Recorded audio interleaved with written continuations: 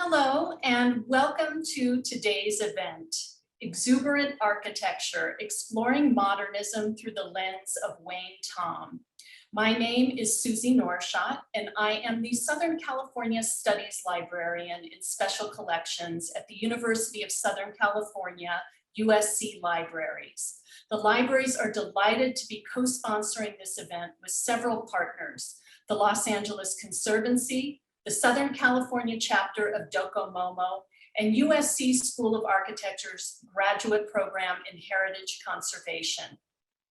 We are also grateful to USC's Visions and Voices for hosting this program. At USC Libraries, we believe it's important to open our events by acknowledging the indigenous land that we share. We acknowledge that USC campuses were built on the ancestral and unceded lands of the Chongva, Chumash, and Quiche nations. We honor them and all indigenous people, past, present, and future, and we pay respect to their continued survival and contributions to our society. We also honor the legacy of the African diaspora and recognize that this country would not exist without the free enslaved labor of Black people. We share these acknowledgements to pay respect to the original caretakers of this land, to raise awareness about histories that are too often erased or forgotten, and to affirm our commitment to social change. So today, this evening, we are in for a real treat. We're going to hear from author, curator, and educator Emily Bills about her recent publication, Wayne Thom, Photographing the Late Modern, which was published by Monticelli Press, and we'll place a link in the chat with information about how to order the book. This book talk will be followed by a conversation that is sure to be engaging between Emily Bills, Katie Horak of Docomomo, and Trudi Sandmeier of the USC School of Architecture about the uses of architectural photography in heritage conservation and the challenges of conserving the very buildings captured in the photography of Wayne Thom. The speakers will be joined by Wayne Thom, whom we are delighted to have here at the end for a Q&A. So please feel free to ask your questions and submit these questions through the Q&A link at any point during this event, and we'll address as many of your questions as we can at the end of the program, which we expect to run about an hour and 15 minutes. And now I'm going to turn the floor over to the Dean of USC Libraries, Catherine Quinlan, who will share a few more opening remarks and also introduce Emily Bills. Thank you, Susie, and good evening, everyone. In 2015, the USC Libraries became the home of Wayne Thom's archive, all 250,000 images that document more than 2,800 of Wayne's architectural photography projects. As we begin our program tonight, I'd like to share a little bit about that acquisition and why it remains so significant for our libraries and our university community. At USC, as many of you know, we have 6 prominent art schools, the Fisher and Pacific Asia Museums, and the cultural and artistic collections of our libraries. Such an institutional commitment to the arts is unique among large research universities. That context is incredibly important to our work at the libraries. For example, while the history of Los Angeles, California, and the American West is among our library's greatest collecting strengths, we view that history from an interdisciplinary perspective. We make certain that our collections support artistic inquiry and creative practice, as well as the study of history and the social sciences. Wayne's collection embodies that polymathic imperative in truly superlative ways. His archive is an invaluable resource for scholarship in art and architecture, the history of photography, representation of the built environment, and the aesthetics of urban design in Southern California and beyond.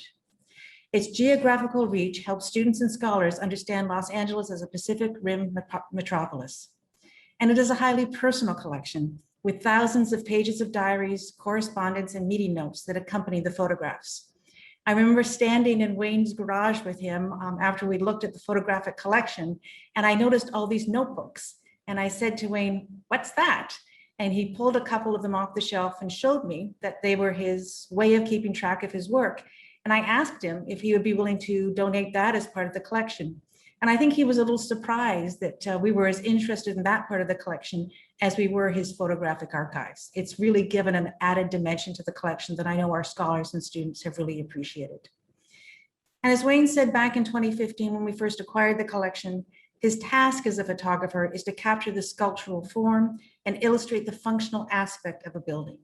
It's our job as an academic research library to make sure that Wayne's perspective remains a vital part of scholarly and creative conversations. I'm grateful to Wayne for entrusting our libraries at USC with more than 5 decades of his professional and personal history. And even more grateful for his and his wife Asuk's continuing support of his collection in its new home and for their friendship. It's now my pleasure to introduce our first speaker tonight, Dr. Emily Bills.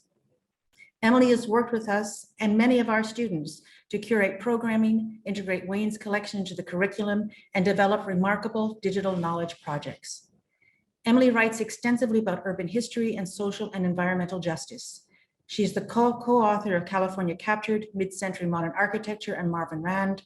Her articles have appeared in many journals and books, including Michigan Modern, Design That Shaped America, and Women and Things, Gendered Material Practices, 1750 to 1950.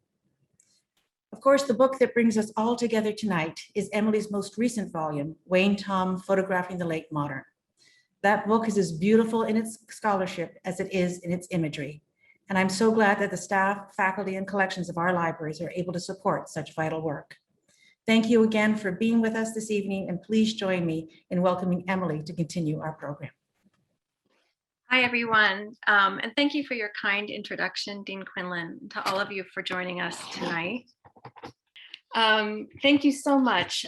This book exists only because of the help that I received from Dean Quinlan and people across USC Libraries and in the imaging department. We wouldn't have a book to talk about tonight without all of their dedication. So many thanks to them. And then of course, to Wayne too, who's been my partner in this project from the very beginning. Thank you also to the LA Conservancy, to Docomomo, Southern California, and to USC's Visions and Voices for partnering with us on this event. This book originally developed out of a history of Southern California architecture course at USC that I taught in 2018. USC had just acquired Wayne's archive, and many of the students in the class were part of the School of Architecture's Master of Heritage Conservation program. So this presented a timely opportunity to introduce the students to late modern architecture using the archive. And this was a period that was of increasing interest to preservationists at that time. The 1970s were about to turn 50, and architecture from that decade had fully entered historic preservation discussions, as we can see here from web pages for the Los Angeles Conservancy and then Docomomo's US web presence, and all of the events that they've been hosting over the last few years. The archive was a significant acquisition for USC in this regard. Wayne's career spanned from 1968 to 2015, and USC's holdings include over 250,000 images documenting over 2,600 projects. His most prolific years, however, were between 1968 and the 1980s, making him one of the most important participants in late modern architecture culture. And you can see on the right-hand side here, the piles of boxes that the wonderful people in special collections were pulling out for me constantly as I went through all of the negatives in Wayne's extensive archive. And on the left, as you can see from this photo of his planner, the one that Dean Quinlan was just talking about, one of Wayne's typical weeks included commissions from some of LA's most important practitioners at the time. So some of the names that appear here just in the space of a few days are A. Quincy Jones, Edward Killingsworth, Charles Luckman, the firm Dim Jim, and Langdon and Wilson. This makes Wayne a precious resource for understanding how LA-based firms operated and the intentions behind their projects. And while most of his commissions were for buildings in Southern California, he documented structures across the Western United States, Hawaii, and Southeast Asia, capturing an incredibly diverse array of projects. On the left, we have Gio Ponti's wonderful Denver Art Museum, which is covered all over in tiny glass tiles. In the middle, William Pereira's Loa College in Hawaii. And on the right, I.M. Pei's OCBC Tower, which Wayne photographed in Singapore in 1976. So the outcome of that class was an online exhibition of Wayne's work called Mirrors and Masks, which was completed in partnership with USC's Academy of Polymathic Study. It includes video interviews of Wayne that were conducted by 2 USC students, Corey and Sari, that are now part of USC's digital library. So this is great work done by students, and you can view those video interviews of Wayne on USC's digital archive. They're a wonderful resource. So through that experience, I felt it was important to help bring Wayne's work to a broader public. I asked Wayne to partner on a book project with me, and luckily he was on board. And then, I was thinking about this project, and I decided to really approach it with 3 goals in mind. And the first and foremost was to seize an opportunity to work closely with Wayne himself. This is one of my favorite photos of him holding his camera out in the California desert. Many photographers don't write extensively or really at all about their photographic process. Wayne is one of the last living architectural photographers who worked entirely in film and did his own developing. So his stories are an important addition to the history of architectural photography as a discipline. He's also an incredible craftsperson, as you can see in these photographs of A.C. Martin's 1900 Avenue of the Stars, with its unique Alcoa aluminum facade. Wayne's photograph shows that he appreciated the architects and how they engineered their facade patterns, and particularly how those patterns performed under different lighting conditions. A second goal was to contribute to an understanding of late modern architecture. Late modernism was diverse in theory and practice, but in general, it involved a kind of exaggerating of modernist design principles, usually through experimentation in materials and techniques. Architects in LA, just like with mid-century modernism, with late modernism, were on the cutting edge of this approach. For example, Cesar Pelli and Anthony Lumpson came west to work for the firm Dim Jim, where they found opportunity to develop their experiments in mirror glass curtain wall surfacing.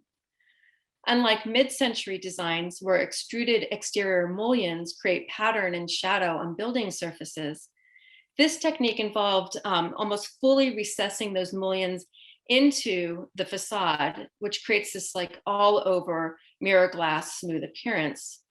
They tested these experiments in projects like the one here, the Federal Aviation Administration building in Lawndale, which was the first designed, although not the first actually built in all over mirror glass. This mirror glass architecture came to typify skyscrapers, data centers, and research facilities across the globe. These are 2 of my personal favorites by the Kejima Corporation, which were designed for the Japanese auto industry's research and development facilities. And they still exist. They're hidden in plain sight right here in Southern California. Other firms also started to design more exuberant expressions in steel and concrete. For example, Jin Wong created vivacious, but I think really nuanced structures within Bill Pereira's office, as seen, of course, in the gravity-defying Geisel Library in San Diego, aptly named after Theodore Dreiser, who you probably know as Dr. Seuss. Consider also, though, A.C. Martin's sun-kissed headquarters in Sherman Oaks on the left here, what the Los Angeles Conservancy calls a symphony in concrete. And on the right-hand side, Adrian Wilson's Anaheim Convention Center. Completed in 1967, it straddles the transition between mid-century and late modernism. It's a late Googie style, late space age, and thus literally a later modern contribution to dynamic design in concrete. And more quietly, the restrained wood boxes of the mid-century period now burst outward with dynamic slope ceilings and a cacophony of intersecting lines. Many of these are lesser known projects, such as the 2 presented here, the Elaine Stone condos in Venice, or this bank interior by William McCormick. But I think they illustrate that late modernism wasn't just manifested in big projects by big firms. And I think that these hidden gems deserve equal attention. One of my particular favorites is this house by Ron Yo, the Perrin House in Sunset Beach, which was inspired by Northern California's Sea Ranch style, which I think you can tell here. It's designed as a series of 4 towers for a family of 4, so sort of a tower for each, with this wonderful pool sort of slotted into the middle of the building. And then on the right-hand side, you can see one of Wayne's wonderful photographs of the interior with this orange shag carpeting and this vivacious fern in the foreground. We're definitely not in the mid-century anymore. Finally, Wayne and I hoped that the book would bring attention to late modern architecture and help to build popular support for its restoration. We were already losing buildings that Wayne had photographed, like the Long Beach Civic Center and Library pictured here, which is almost completely demolished at this point. It had this wonderful rooftop green space. Preservation is, of course, the conversation for us to have tonight, and I look forward to returning to some of these buildings in our discussion. Wayne's own story is an important part of the book. He was born in 1933 in Shanghai, China, and raised in Hong Kong. This is his family. Wayne is the oldest of 3 boys. The youngest brother is Wayne Thom, who grew up to become a well-known architect in his own right, and then Wayne's parents and his grandmother. The family lived a relatively privileged lifestyle until 1941, when the Japanese invaded the mainland. Invaded the island. The Thoms were forced to flee to mainland China, where they were refugees in Kunming until after the war. Once they were back in Hong Kong, a favorite aunt gave Wayne a Mamiya camera, and Wayne taught himself how to develop film. On the weekends, he commandeered the family bathroom for a dark room, using the bathtub as a wash basin. A few years later, Wayne's life was uprooted again when his father obtained Canadian citizenship, which was newly available to Asians after the war. He moved the family to Vancouver. And it was here that Wayne's brother, Wayne Thom, would eventually begin a career as a well-known architect, working first in Arthur Erickson's Vancouver office and later forming his own practice. This is one of my favorite photographs, mostly because I like listening to Wayne tease about it.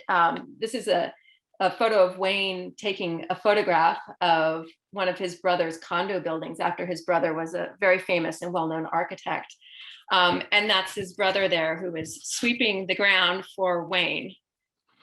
So this would prove to be a great connection. Arthur Erickson saw that Wayne liked architecture and that he liked taking pictures, and he suggested that Wayne pursue architectural photography.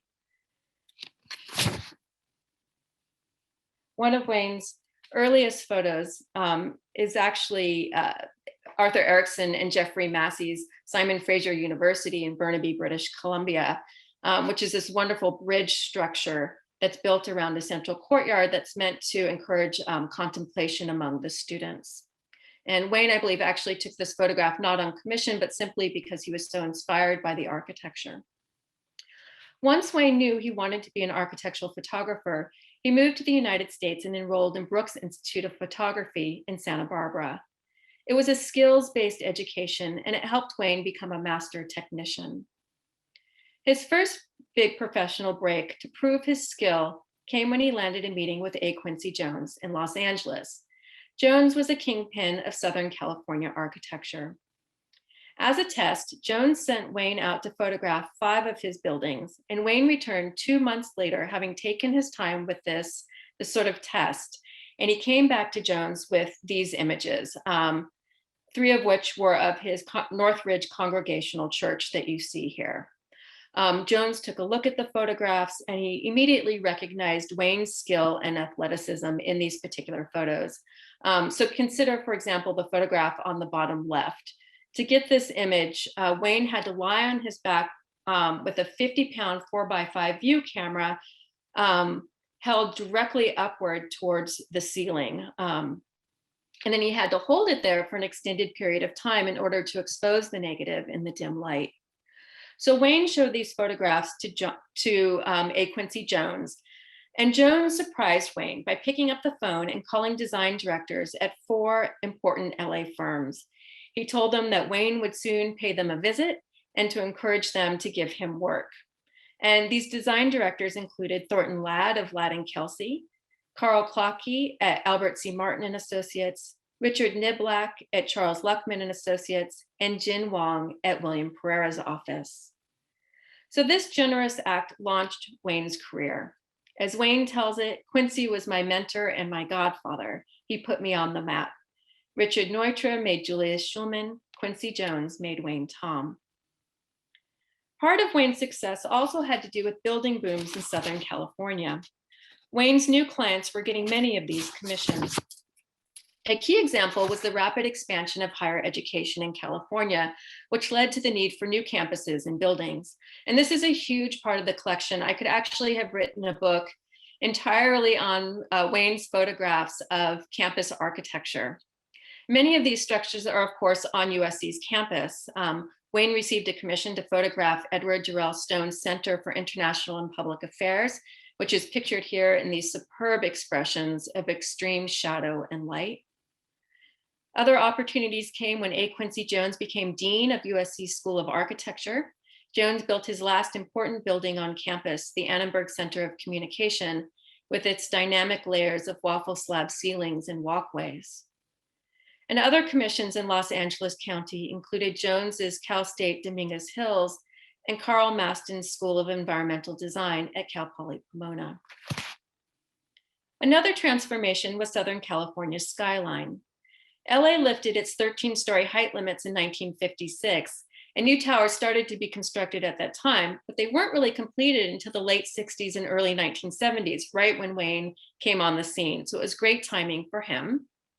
These structures completely reshaped downtown LA and then extended down Wilshire Boulevard. One Wilshire example is Jin Wong's Mutual Benefit Life, with its striated exterior cladding and these two low-rise flanking buildings on either side of it that you can see in the photograph on the right. The complex was designed to dialogue with the Los Angeles County Museum of Art across the street, which you all know was recently demolished. So this sort of partnering has been upended here. In many cases, these towers also diverted significantly from the Cartesian boxes of the mid-century period. They were raised on pillow T, like you see in Yamasaki's Bank of America Tower in orange on the left, or they took on these fantastic amoebic forms that were programmed through early computer-aided design to best respond to California's atmospheric conditions. Charles Luckman's great Arco Towers in Long Beach that still exist, these great two mirror glass towers on top of this, this parking structure.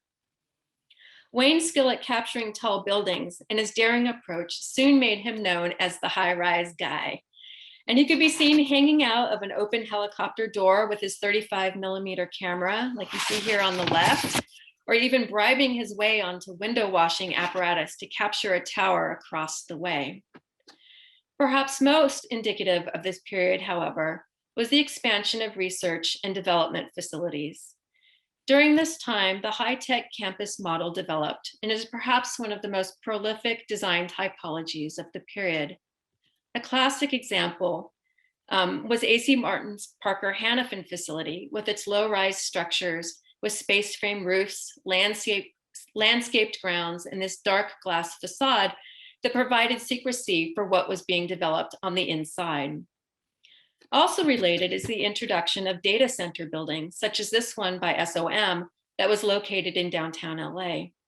These buildings with their mute facades may behave somewhat unfriendly toward the street, but inside they house the future of data collecting and processing with their rows of outsized computer banks. Most surprising were the shared spaces like the hallways and the break rooms that were often enlivened with brilliant super graphics that gave the workers a break from their austere working spaces. These structures signal perhaps the most significant transformation in social life in our lifetimes, but they're also one of the most threatened. They haven't been quite recognized yet. This data center that I'm showing here has been torn down, as well as the Parker Hannafin facility in Irvine. Luckily, others, like the old Highland headquarters building in Costa Mesa, has been readapted for new uses, and it's now a headquarters for the very stylish Vans Shoe Company. It's still a top secret research facility. Believe me, I know there was no accessing that space when I went to visit it on a tour of Wayne's buildings. Shoes are top secret. Finally, Wayne's photographs must also be understood in the context of the broader architecture culture of the time. They were a key means by which information about late modernism was communicated across the globe. Langston and Wilson's CNA building is a great example. This was the first all-over mirror glass building constructed in the world, and Wayne's photographs were a promotional tool, not only for the firm, but also for the glass manufacturer. So this is a Pittsburgh Plate Glass Company, and PPG, Wayne won an award for a photo competition that PPG sponsored, and then PPG promoted that building through Wayne's winning photograph. To get this image, Wayne had to completely change the way he took a photograph of a reflective surface. So typically, a photographer will make sure that the sun is behind them so that if the sun won't shine directly into the camera lens and create a kind of flare. But if he had the sun behind him with a mirror glass building, the sun would reflect too much on the building surface itself, and that would create flare. So Wayne studied this building extensively. He studied the model, and he orchestrated it so that, in fact, the sun is behind the building, but then it reflects on a building behind him as the photographer, and then reflects back onto the CNA building. And then, of course, he captures these wonderful clouds that had moved into Los Angeles just after a big storm. So in this way, he really became a master at photographing reflection. Consider also the Sears building in Alhambra. Wayne's archive at USC has a series of beautiful images like this one, where the building surface is warmed by the orange LA sun as it rises in the early morning. But I think this photo best shows his aptitude for showcasing mirror glass. Wayne positioned the camera at the building's base and then directed it at a sharp upward angle. The perspective visually transforms a three-dimensional building into what appears to be a flat two-dimensional surface. But then he reintroduces depth into the photograph itself through a series of photographic techniques. One, the depth of the picture plane, conveyed by the receding vanishing points of the planar surface, so that the actual sort of flat surface of the photo itself looks like a space that we can enter into. And two, the depth of the building surface, which is conveyed by the reflection of the clouds that convert the cladding into an extension of the sky. So what we end up having then is this sort of multi-directional, multi-dimensional photographic construction that I think is truly extraordinary. But perhaps his most distributed photographs were of John Portman's 1976 Bonaventure Hotel, which I know most of you know very well, and hopefully have taken some of the LA Conservancy's tours of this building when you were able to do so. One of Wayne's photographs landed the February 1978 cover of Progressive Architecture. And in this way, Wayne's photo and the Bonaventure became fused in the popular imagination. So all of these architects needed a photographer who strove to understand their design experiments and who could effectively communicate this to a broader public. Wayne was this person, and he arrived on the scene at the right time with the right sensibility for the era. So thank you very much. I hope all of this came out in the book. And again, thank you to everybody for being here, and to Wayne for partnering with me on this project.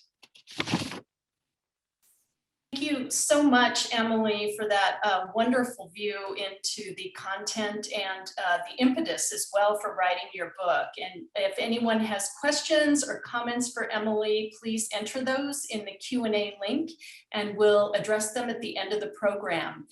And now I want to introduce and welcome two more speakers who will join Emily in a discussion about heritage conservation and architectural photography. Katie Horak is a principal at Architectural Resources Group and manages the firm's downtown Los Angeles office. Her work at ARG ranges from rehabilitation projects on some of LA's most recognizable landmarks to large-scale planning projects, including Survey LA. In addition, Horak is an adjunct assistant professor at USC, where she teaches graduate level courses in historic resources documentation methods, and she is the founding president of the Southern California chapter of Docomomo US. Trudi Sandmeier is the director of graduate programs in heritage conservation and an associate professor of practice in architecture at USC. She chairs the nonprofit Will Rogers Ranch Foundation and serves on the boards of Docomomo, Southern California, the California Preservation Foundation, and the Historic Preservation Education Foundation. She is also a co-creator and co-host of the Save As Next Gen Heritage Conservation podcast. Her work centers on the conservation of the recent past and efforts to make visible the impact of underrepresented constituencies on the historic built environment. So over to you, Trudi, Katie, and Emily. Thanks, Susie. Hi, friends. Hello. I'm excited to talk to you guys about the impact of Wayne's work on our efforts in heritage conservation. I think they're pretty significant. But before we get to that, I reread my book today. You'll see all of my little Post-its, and I've been thinking a lot about what we wanted to talk about tonight. And so I'm going to start with you, Emily, and just ask a kind of basic question, because I know that you've been working with all kinds of photography collections over your academic career. And so why do architects hire professional photographers? What's the impetus behind that when they're actually getting their work ready to launch? Yeah, I think there's a couple of different reasons. I mean, the most obvious, of course, is to promote their work. But the way a photograph can be used really varies. It can be a part of an architect's portfolio. It can be used to gain work for them. Most architects work with photographers when they know that those photographs will be published in magazines so that their work can gain national or international attention. But I think it also is a little bit about a match, that relationship between Richard Neutra and Julius Schulman, between Quincy Jones and Wayne Thom, even between people like Craig Elwood and Marvin Rand. A photographer has a subjective vision. This isn't just a documentation of a building, but it's a vision of the artist and how he or she sees that building. So the subjective vision of the photographer really has to find a parallel with the subjective vision of the architect. And if those two come together and make a match, then you usually have this sort of relationship made in heaven, right? So I think that's part of it. I think also once that match is made, a lot of architects will stay with a particular photographer so that you can create a consistency in imagery.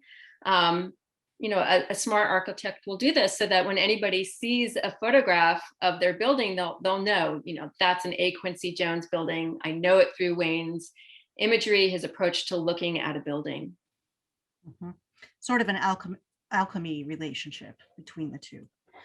So you mentioned about documentation. So what's the difference between the photographs like Wayne did and documentation photographs? Like, why not send out the guy, the junior architect in your office with his iPhone to take the photos? I mean, aren't they the same? I can hear Wayne. I know. Wayne's absolutely going to kill me for that question, but you know what I mean.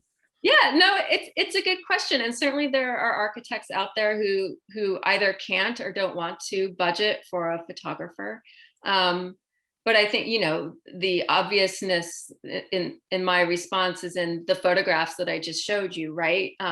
There's an incredible not only technical skill but artistic skill that a photographer architectural photographer brings to their work. And, you know, there can be an incredible impact. There can be a glamour in those images that sort of tells a story about the building and how the architect wants this building to be experienced or understood. That's more about just documenting the details.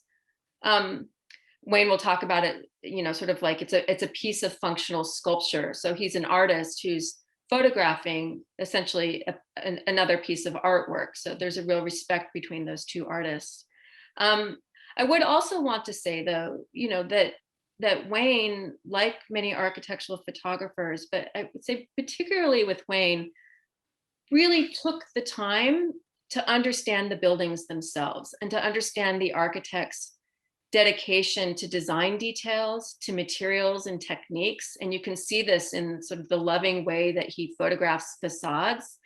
And in that way, I find those photographs to probably be quite useful to the Historical American Building Survey or other preservationists, because he's able to bring out what the architect's intentions were with that kind of detail to the surface. Right. I think so too. I think it's a moment in time. It's sort of the ideal moment, right, for the building that he's capturing.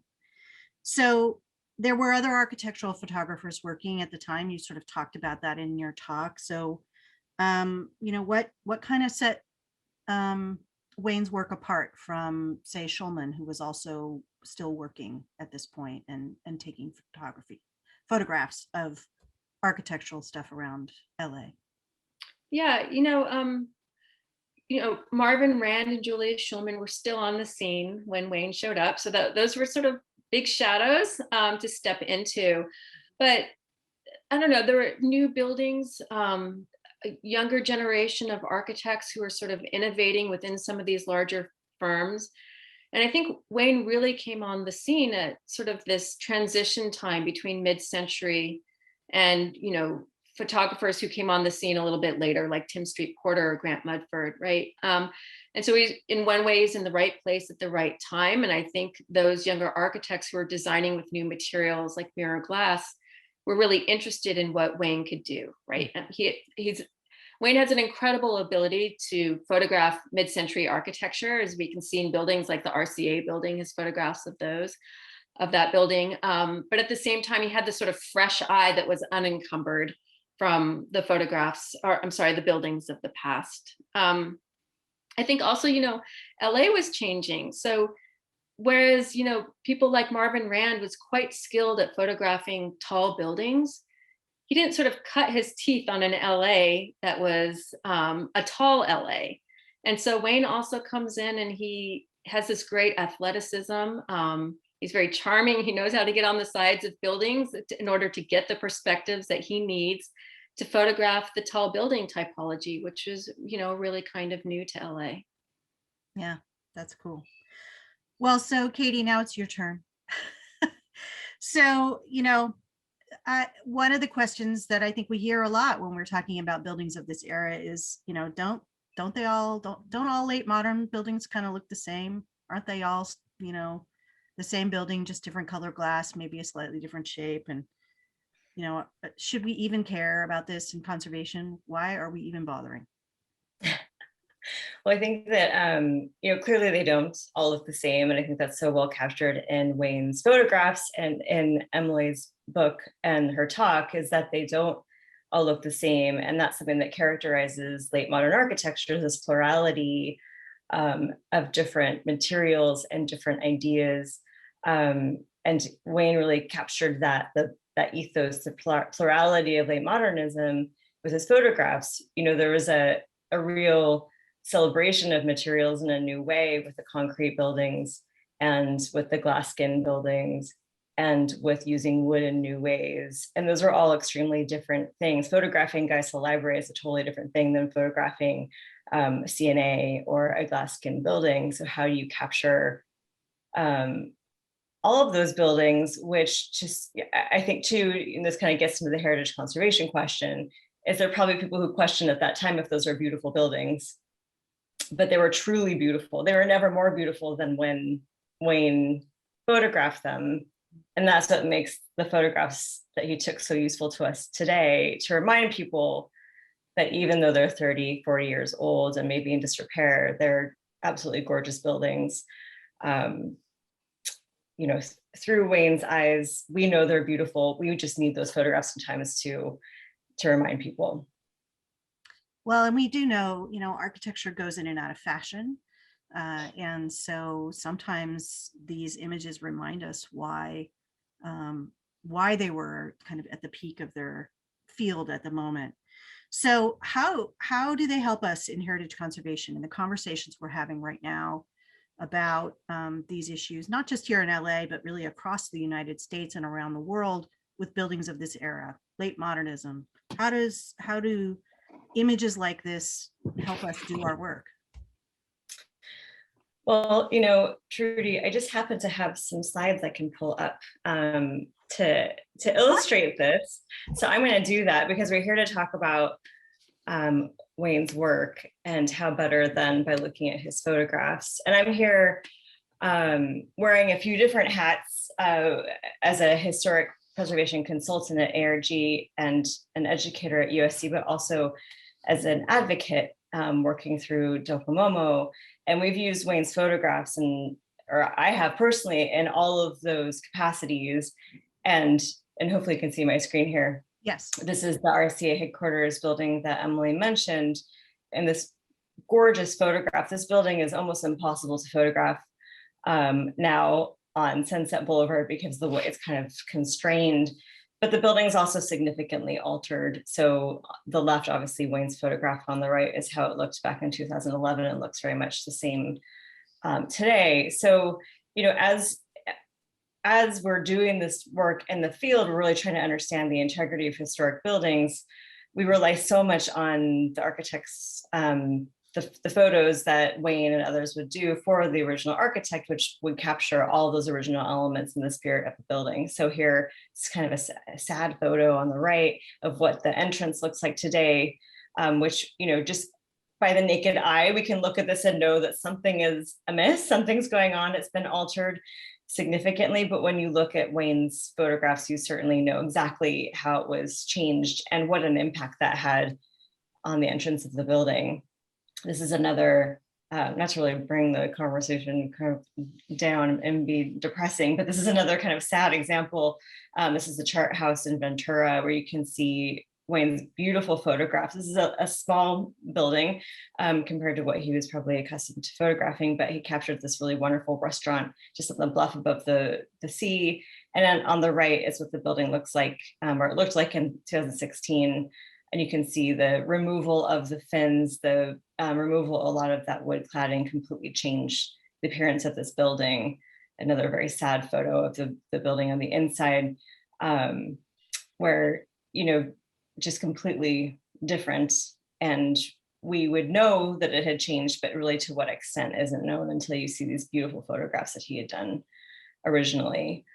Just more examples, the wonderful Sunkist building by A.C. Martin, currently under scaffolding, being rehabilitated. And this is a rendering of what it will look like. So we really do rely on Wayne's photographs to tell us what the original appearance was, what the original intention of the building, of the design was. And moving forward with, this is a good rehabilitation of the building. So the photographs really do help the architects in their design of an adaptive reuse project. Mm-hmm. And another, we use his photographs as well as a record to tell us how something has changed. This is the Crystal Cathedral. I understand from Emily, this is a photograph that Wayne took because he was there, I think, for a wedding and just loved the building. This was not a promotional photograph for Philip Johnson, but just his own personal photograph. And you can see today they've inserted the new screen, which has completely changed the interior appearance of that building. So, and then Emily mentioned the Long Beach Civic Center, which, this was Docomomo. This is sort of an advocacy use of his photographs. When it was clear that the Civic Center was going to be demolished, there was a pretty big preservation effort. And that time the complex was quite young. It was only less than 40 years old. And it was, at that point, it's very hard to make a case for preservation of buildings when they're in their sort of 30-year range. They're not age eligible typically under any designation program. And it's so for that reason, it's when they're most vulnerable, because they typically have fallen into disrepair if they haven't been well taken care of. And these photos that Wayne took of the Long Beach Civic Center show it truly at its most beautiful. And I think here's an image of what the library gardens looked like when we at Docomomo had an event to try and drum up support for preservation of the Civic Center. So you can see on the left, it's very hard to make an advocacy case for a building that has fallen into such a state of disrepair. You see this sort of stark landscape on the rooftop of the library that is truly hard to understand until you see Wayne's photographs and you do understand that design intent of the rooftop garden. So, those photographs are so important to us as advocates to remind people of the beauty of these buildings, to get them excited about their preservation when what they see today might be a little shabby and a little bit of a disrepair. This is just a promotional material. Wayne was very kind and generous to let us use his photographs in our promotional materials for this event. And, sadly, as Emily mentioned, this complex has been mostly demolished at this time. Yeah, so we know that buildings, when they're between 30 and 50 years old, are at their most vulnerable state. And that's really the time frame of the buildings that are in this collection. So it's especially valuable right now, I think, for all of us who are doing this work. We recently did this citywide survey here in LA, where we were looking at buildings through the 1980s and identifying sites of significance that we need to pay attention to, and sort of trying to do a forward look at the resources around the city that before they were threatened, and trying to see what we have and what we should be paying attention to. And so I know, Katie, you were obviously integral to that effort in Survey LA. And did you guys use Wayne's collection in the process of doing Survey LA, and how did that work? We certainly did. We certainly did. And I have to give a shout out to Daniel Paul, who wrote a lot of the historic context for late modernism and postmodernism. I know he used Wayne's photographs in drafting those context statements. That's the most important thing that we can do as practitioners when we're evaluating recent past resources, that's understanding the context within they fit, because you really have to make a strong case for these buildings and help people to understand why they are so significant, even though they're 35 years old, 40 years old. And Wayne's photographs are integral to that argument. They really are so essential, much like, Schulman's photographs really helps people to fall in love with modernism at mid-century and helped it feel human. And Wayne's photograph, I think his name will be just as synonymous with late modernism as Schulman's with mid-century modernism, as we go into a phase where we're really appreciating that period of architecture more and more. Yeah, I was looking, when I was looking through the book again today, Emily, I was really struck by the fact that there are people in the photos. And so often with architectural photography, it's just the building as artifact. And in this case, there's so much, there's so much vibrancy and visual interest created just by the people in there, and the amazing array of hairdos that are available just to see in the pictures you selected for the book. You could do a whole curated thing just with the hairdos alone. But I think that's also something that kind of makes Wayne's photography a little bit different than some of his colleagues. Is that accurate?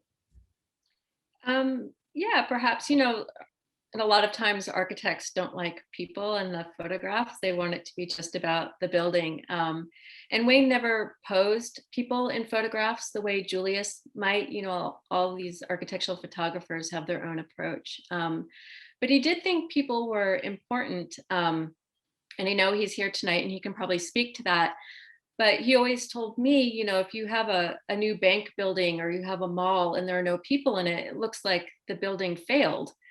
It's just this dead space. And so you really need, in order to get that sense of energy in a building, to have people moving through that space. Well, and I think one of the things that we really value about these photographs is the ability to see what they look like before someone remodeled them. Because often, you know, buildings get nibbled to death by ducks, right? There's this initial vision of how a building should look, the design, the intent of the architect. And then over time, you change the entrance and you change this and you change that. And little bit by bit, the building really changes its character. I think, Katie, your example of the RCA building is a good one for that. And this to me sort of reminds us what the true beauty and vision of these buildings as they looked when they were brand new, fresh off the shelf, as it were, and the sort of idealized vision of them. And hopefully that helps build a constituency for conserving them going forward. So I'm so excited that we have this book now to help us, and that the collection is at USC and available for people to do research through the libraries, and to have access to this incredible collection. I'm so grateful that Wayne connected with the libraries to make that partnership possible. So I want to turn it back over to Susie, and thank you guys for letting me grill you a little bit about things. But I think there's some folks in the audience who might have some questions. So I'm going to turn it back over to Susie, who can kind of be our curator for the next phase of questions. So thank you all for a really fascinating discussion, very thought-provoking. So we have about 20 minutes for the Q&A, but before we begin, I wanted to acknowledge and welcome Wayne Thom, who is here with us today, and he should be joining us here on the screen with Emily, Trudi, and Katie. Hey. Ah, wonderful. Okay, now we're gonna, with my wife's help, I'm 87 years old. When I come to the Zoom, I'm really not with it anymore. And ladies, you guys did a wonderful job. And Emily, you make me look so good, it embarrassed me. But that's the idea. And I enjoyed the talk. Unfortunately, I only get it maybe about 50 or 60% of the contents, because of my hearing is really, my brain is not working like it used to be. So please excuse me, and thank you very much for all the good work that I appreciate it very much. And I just hope that whatever you guys trying to do with preserving architecture, I think it is really needed, because the profession of architecture is changing so much. Now is a corporate operation instead of an artistic profession, which is good because that's progress. For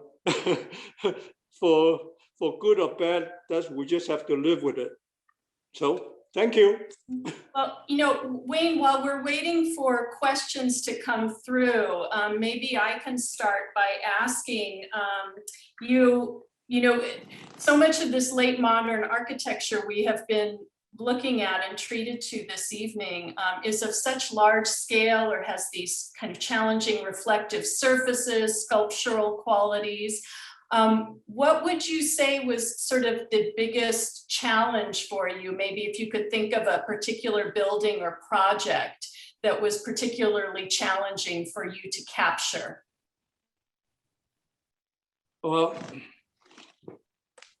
repeat the question slowly. Yeah, maybe one building or project that was particularly challenging to photograph. Well, the challenge of photographing a project is to understand the project. to understand and able to interpret what the designer have in mind and how the building is supposed to be functioning, and the reason why the choice of the material, the effort in going into the design of the detailing. And my job as a photographer is just to document all those statements and put it all into one piece of paper. And so it takes a lot of consideration and time to understand what we're trying to say. To me, a photograph is making a statement. You got to say something that means something. And by using the camera angle, the time of day, the lighting, and using people as a scale, those are the adjectives in the sentence. And the picture must invoke excitement, curiosity, and emotion. And if I can satisfy those three facts for the viewer, I did a good job. When a person look at a picture and say, gee, I don't see the building that way, that's the best compliment he can pay to an architectural photographer. For 50 years, I merely live a beautiful life. I never worked one day my whole 50 years of my, all my clients are my friends. And my friends, I respect and I enjoy working with all this time. So I say my piece. Thank you, Wayne. I think we have a question here that seems to be one that anybody could answer. It's a rather long one. We seem to use terminology such as mid-century architecture, modern architecture, architectural modernism, or late modernism, almost interchangeably, or at least as being on a continuum. Are they? Should there be more distinction in usage and periodization? Well, photography is a thing of the past. I call it now is imaging, not photography. Photography is using a camera, capture the image on a piece of film. You go to the darkroom, you process the film, you go to the enlarger and make a print. And when it comes out of the chemistry, it's a beautiful photograph. And that is a joy of photography. That's what I love to do. Nowadays is imaging. Everybody with a smartphone, with a digital camera. The camera do everything, either focusing, automatic aperture, automatic shutter speed. You don't need to know anything about densitometry of optic design or operating of a camera, because you don't need that. The camera do it all. And if you make a mistake, you fix it on a Photoshop. I spent the last 5 years of my practice using the digital camera. And I was so disappointed about how I changed my intent to do a photograph. Now I've become a shooter, not a photographer. Because if you make a mistake, you just trash it. And you just keep on taking pictures, one of them gotta work.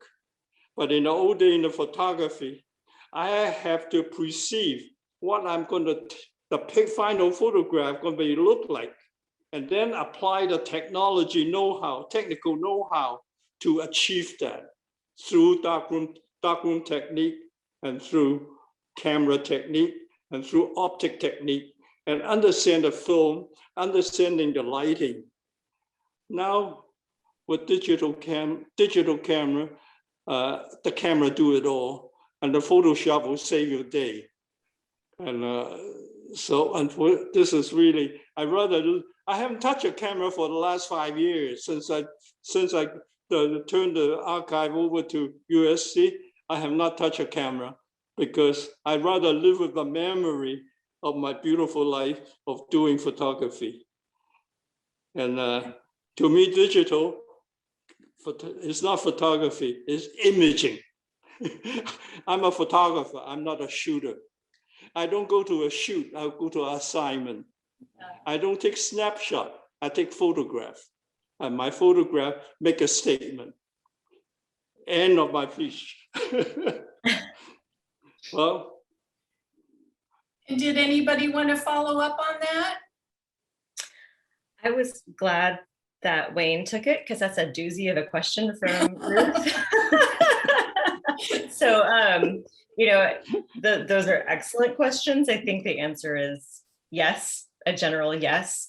And there's a lot of scholarship right now about how we are going to contextualize architecture of the 70s and 80s and 90s and 2000s, especially as departures from mid-century modernism. And I actually kind of hate the term mid-century modernism as being way too all-encompassing of something that was incredibly diverse. So I look forward to another panel discussion to tackle that question from Ruth. Well, really, one last word, and that's it. I don't want to say anymore. To me, my best work is after the late modernism, because from the 80, from 90 and year 2000, I have photographed some of the most major architecture that's not in the book. It's not within the time frame of the late modern. A project like the Chan Center, my brother Bing did in Vancouver, and the Denver International Airport, which is a unique piece of architecture of our time. And the headquarter building in Fort Worth, Texas, for the American Airline headquarters. And so those are really major projects that unfortunately is postmodern, I guess. So Emily, let's do another book. You got it, Wayne. Now you can do one from from 90 and what to year 2000 until I retire.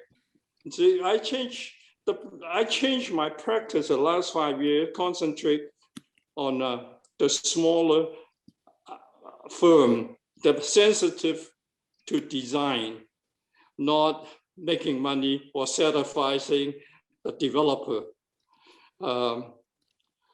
So I concentrate on doing smaller projects, working with people like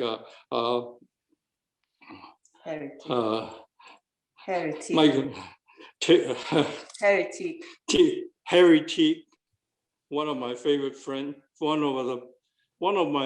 probably one of my favorite architects that's in practice today in Aspen. Here's a guy that really recognizing the site, the client's need, and utilizing the local material to satisfy.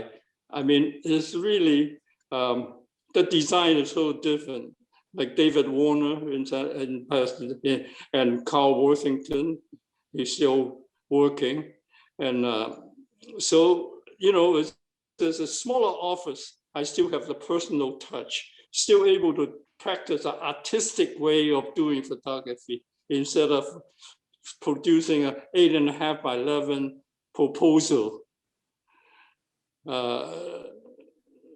Working with a marketing director that don't really know anything about architecture or photography.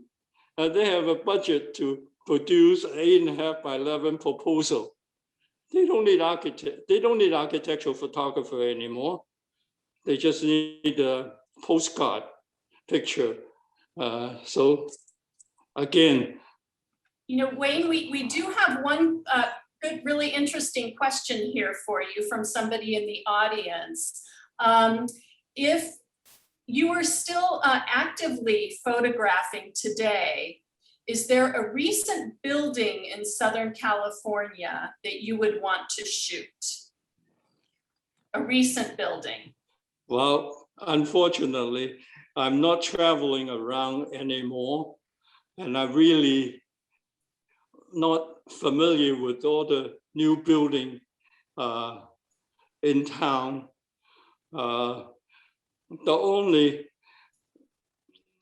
really isn't too many buildings that I consider is good architecture.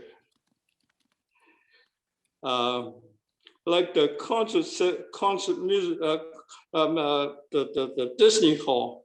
It's a beautiful piece of architecture, a beautiful piece of sculpture, not a successful piece of architecture. It's a square box with fin coming out of it, and totally do not belong to an urban high-rise downtown center. If it sit on the beach, sitting on the park, fantastic, but it's not a good neighbor. It reflects so much heat. They have to sandblast the stainless steel to cut down the reflection because it's defeating the air conditioning system in the condominium next door to it. So that's not a good neighbor. And so to claim that I have the tallest building in town, so I have built a 50-feet spire on top of the roof, so I can claim that I have the biggest, tallest building in town. Now that's not good architecture. And so the amount of money that's spent on architecture is building monument and satisfying somebody's ego instead of, so I'm sorry, I'm glad that I don't have to deal with it anymore. Well, that's good news. Good news. Now, if I'm practicing, I'm still practicing. I just hurt a lot of people's feeling, but that's the way I feel. I don't care anymore. I speak my mind now. And one other question here actually about the cameras you use. Along with large format view cameras, what other cameras have you used? Well, I currently still using or still have in my possession all my 4x5 view camera, all my Leica 35mm camera, all my Hasselblad. They're all using film. So the only digital camera I have is the first and only one I bought. It's the first camera made by Canon, but the model is called D1, which is the first camera that gave me a sensor that capture the full frame. So that, because when I use wide angle lens, if you don't capture the whole wide angle view, you must well, you're not capturing the perspective. You're not catching the volume of the space without the wide angle. And also, the first digital camera that come out with, the one I'm using, the one I use, I haven't touched it for 5 years, is the first one that with 11 megapixel. I able to make a photo print up to about 30 by 40. But now the pixel capacity have gone up to way up, so I'm way behind on technology, and that's progress. Hey, nothing wrong with that. It's a total different approach, and also there's no architectural photography that can say I can make a living just doing architectural photography, because they don't need They only need a photographer to capture what he envisioned, because every architect can go out and use a digital camera, use the same thing as I do, and go to Photoshop. It took me 3 months to learn about Photoshop, but now with everybody so computer savvy that I bet you in 5 hours, 6 hours, you will master the Photoshop technique. And so if you don't like the picture, you just trash it. If the picture is leaning, you take the picture, you didn't correct the camera properly, you can make the correction on the Photoshop.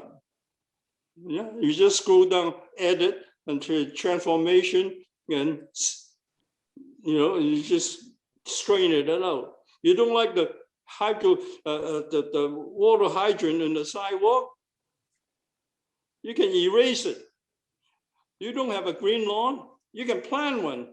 You don't have a blue sky on a bad day, you can make a layer of blue sky and just apply the photo for your subject in front of it. That's not photography, that's cheating. And but that's progress. It's okay. I don't have to do it. I won't do it. Well, thank you so much, Wayne, for answering all of these questions. We've had several more come through, but I think we're getting toward the end of our time together. And unfortunately, I've reached the end of the evening's program, but I want to thank all of our presenters, and especially you, Wayne. And I also want to thank some of our colleagues at USC Libraries who helped to put this event together, Tyson Gaskill and Patty Johnson. And of course, also a big thanks to USC Visions and Voices for hosting this evening, and a special thanks to you all for participating, for your interest and participation. We hope to see you at future events, and enjoy the rest of your week.